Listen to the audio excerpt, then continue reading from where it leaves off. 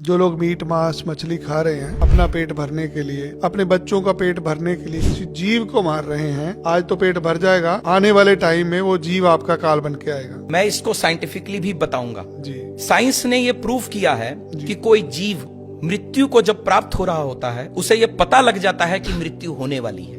मैं किसकी बात कर रहा हूं? जिनको काटा जाता है। उनके आंखों से अश्रु बह रहे हैं। सोच के देखिए उस जीव के अंतर आत्मा की आवाज क्या कहने की कोशिश कर रही होगी। और जब वो आंसू बहा रहे होते हैं उस वक्त जो सिचुएशन होगी उस जीव की अंतरात्मा की आवाज से जो ईश्वर तक पहुंचेगी, उसका रिजल्ट क्या मिलेगा? इतना भयंकर उसका रिजल्ट नीचे आएगा, वापस उसका पार नहीं पा सकते। इसीलिए उसके कष्ट आगे भागेंगे, आगे जन्मों जन्मांतर तक खत्म नहीं होने वाले।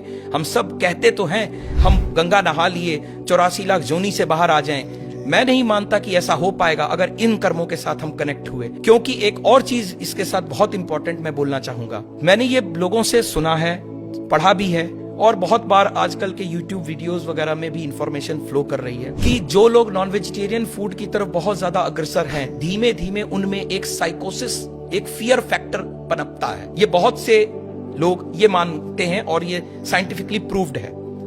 कोई बता सकता है ऐसा क्यों? इसके पीछे साइंस है।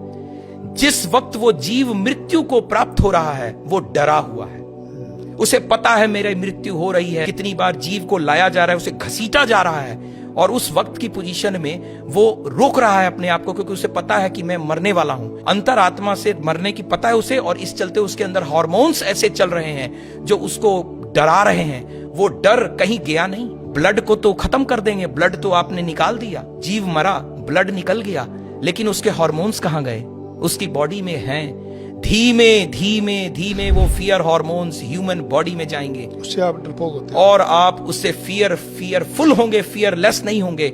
जितने धर्मार्थ लोग हैं वो फियरलेस रहते हैं और इस तरफ के लोग फियरफुल रहते हैं। फर्क समझ में आ रहा है? वो जीव का फियर आगे तक पर्कुलेट करेगा।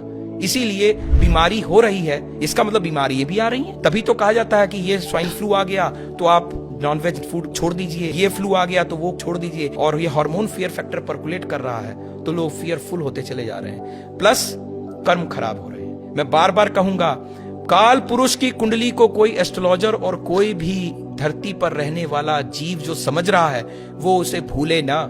10वां घर कर्म का, 11वां घर प्राप्ति का, दोनों शनि के प्रभाव में है। कर्म बुरे करोगे, प्राप्तियां बुरी करोगे। शनि देव की समय जब आएगा तो उनकी मार से बचना असंभव ही असंभव।